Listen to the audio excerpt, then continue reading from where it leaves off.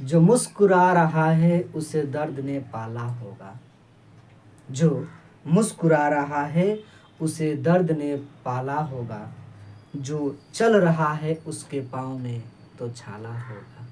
जो चल रहा है उसके पाँव में तो छाला होगा। बिना परेशानियों के इंसान चमक नहीं सकता। बिना परेशानियों के इंसान चमक नहीं सकता। जो तपेगा जलेगा उसी के दिए में तो उजाला होगा। जय हिंद। पीसीएस पॉइंट पटना वाला में मैं अनिल कुमार आप सभी को हार्दिक अभिनंदन स्वागत करता हूं।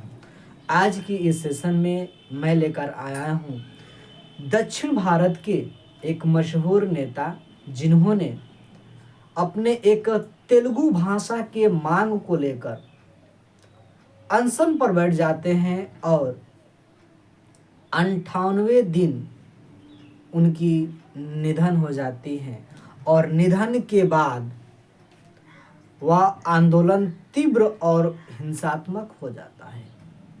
बाध्य होकर केंद्र सरकार 1952 में जब उनकी निधन हो जाती है 15 दिसंबर 1952 को, तो 19 दिसंबर 1952 को तत्कालिक प्रधानमंत्री को मजबूर होकर बाध्य होकर पंडित नेहरू के द्वारा एक तेलुगु भाषा के आधार पर आंध्र प्रदेश राज्य की घोषणा कर दी जाती है। लेकिन आपके जहन में यह सवाल बनता होगा कि आखिरकार सर आज के युग में 1952 की कहानी आज क्यों ला रहे हैं इस पटल पर। तो मैं बताना चाहता हूं कि आज उन्हीं नेता को लेकर राजनीतिक गलियारों में हलचले और जो है कि चर्चाएं होना शुरू हो गया है। किसी पार्टी के राजनीतिक नेता उनके 58 फीट मूर्ति की प्रतिमा को जो है कि अनावरण करते हैं, तो कोई ना कोई डॉक्टर अंबेडकर की मूर्ति को क्या करते हैं, अनावरण करते हैं। एक तेलंगाना तो दूसरी आंध्र प्रदेश में एक दूसरे से होड़ लगी हुई है। आज की इस कहानी में जानने के प्रयास करेंगे कि इतनी ट्विस्ट ये कहानी क्यों बनती जा रही है साउथ भारत के अंदर। और इसी स्टेट में एक जन्मे मुख्यमंत्री जो भारत के तत्कालिक वर्तमान में सबसे अमीर मुख्यमंत्रियों के सूची में शीर्ष स्थान पर आए हुए हैं और वह तेलुगु देशम पार्टी के मुख्यमंत्री हैं और उनके सपोर्ट से तत्कालिक प्रधानमंत्री नरेंद्र मोदी की सरकार बनी हुई है। तो आज के सेशन में हम बात करने जा रहे हैं पुट्टू श्रीराम उल्लू की 58 फीट की मूर्ति। वह प्रतिमा स्थापित किया जाता है, कहाँ पे किया जाता है, किसके द्वारा किया जाता है, ये बड़ी बातें सुर्खियों में आ रही है, छन कर आ रही है। तो हम देखते हैं कि इसकी जो है कि प्रतिमा का अनावरण किया जा रहा है, वह किया जा रहा है आंध्र प्रदेश की जो कैपिटल है, राजधानी है, वह राजधानी कहाँ है, अमरावती। अमरावती में जो है कि इसका अनावरण किया जाता है। सुर्खी में इसलिए बनता है कि आपको अवगत होगा कि आंध्र प्रदेश के तत्कालिक मुख्यमंत्री chief minister N Chandrababu Naidu के द्वारा अमरावती में 58 फीट की मूर्ति का अनावरण किया जाता है। ठीक, अब इनकी चर्चा क्यों होती है, तो हमने शुरू के पॉइंट में थोड़ा सा झलकियां देने का प्रयास किया कि सर अब देखिएगा, थोड़ा पॉइंट है आपके एग्जाम्स के लिए इंपॉर्टेंट रहेगा कि भारत का सबसे rich CM N Chandrababu Naidu. बड़ी बात है कि 931 करोड़ रुपया इनके पास है। 931 करोड़ रुपया के साथ ये जो है कि पहले स्थान पर बने हुए हैं और महज 55 लाख रुपया जो है मात्र है सुश्री ममता बनर्जी जी के पास, जो सबसे पुअरलेस चीफ मिनिस्टर मानी जा रही हैं। और इनके सहयोगी के रूप में एन चंद्रबाबू नायडू के जो ट्रेंडिंग में बने हुए हैं नीतीश चाचा, और नीतीश चाचा 8वें स्थान पर सबसे अमीर मुख्यमंत्री की सूची में नाम दर्ज है। ठीक है, अब हम देखते हैं, थोड़ी ऐतिहासिक काल में चलते हैं ऐतिहासिक काल में चलेंगे तो आपको क्लियरिटी होगा इसको जानने से पहले कि यह कहानी किसकी चल रही है भाई। वर्ष 1952 का समय था, देश आजाद हो चुका था, रिपब्लिक भी हो चुका था 1950 के दशक से। 19 अक्टूबर से लेकर और 15-16 दिसंबर को ये हिंसात्मक उग्र आंदोलन होता है। इसी संदर्भ में एक दक्षिण भारत के नेता इस आंदोलन के जो लीड कर रहे थे, जिनका नाम रहता है, क्या नाम रहता है, पुट्टू श्रीराम उल्लू जी, तेलुगु भाषा को लेकर और मद्रास प्रेसिडेंसी से अलग एक स्टेट की मांग किया जा रहा था। और इसी तत्कालिक समय में 15 दिसंबर को इनकी निधन हो जाता है, मृत्यु हो जाती है। जब श्री राम उल्लू की मृत्यु हो जाती है तो और जो है कि आंदोलन तीव्र हो जाता है और हिंसात्मक होने लगता है। फिर क्या होगा, तो मांग करते हैं कि हमको एक प्रेसिडेंसी राज से अलग एक हमें राज चाहिए, स्थापना हो। राम उल्लू जी 98 दिन 15 दिसंबर की इनकी निधन हो जाती है। परिणाम स्वरूप आंदोलन तीव्र और हिंसात्मक हो जाता है और भारत सरकार बाध्य होकर क्या करती है, तो पंडित नेहरू तत्कालीन, मैं बता दूं कि ये सबसे ज़्यादा समय प्रधानमंत्री रहने वाले यही हैं।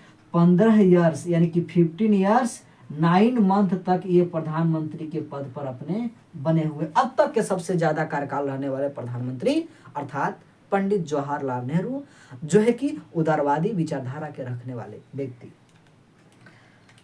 19 दिसंबर को बाध्य होकर इन्होंने तेलुगु भाषाई पृथक राज आंध्र प्रदेश स्टेट की घोषणा कर दिया। घोषणा करते हैं, आगे हम बात करेंगे कि यह फिर गठन कब किया जाता है।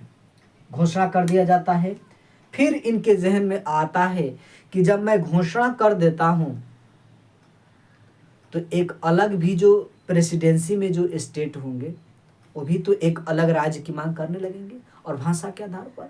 तो राज्य पुनर्गठन आयोग की इन्होंने क्या किया, गठन किया, और इस आयोग को देते हैं इलाहाबाद हाई कोर्ट के पूर्व जस्टिस न्यायाधीश फजल अली जी को। और फजल अली जी ये गठित करते हैं कब, 22 दिसंबर 1952 को राज्य पुनर्गठन आयोग की स्थापना की जाती है, कमीशन की गठन की जाती है। फजल अली साहब इसके प्रेसिडेंसी कर रहे थे, अध्यक्षता कर रहे थे। इनके 2 सहायक सदस्य होते हैं, के.एम. पडिक्कर और दूसरा पंडित हृदय नाथ कुंजरू, इसके मेंबर होते हैं। मैंने बताया कि हाई कोर्ट इलाहाबाद के पूर्व ये जस्टिस हुआ करते थे।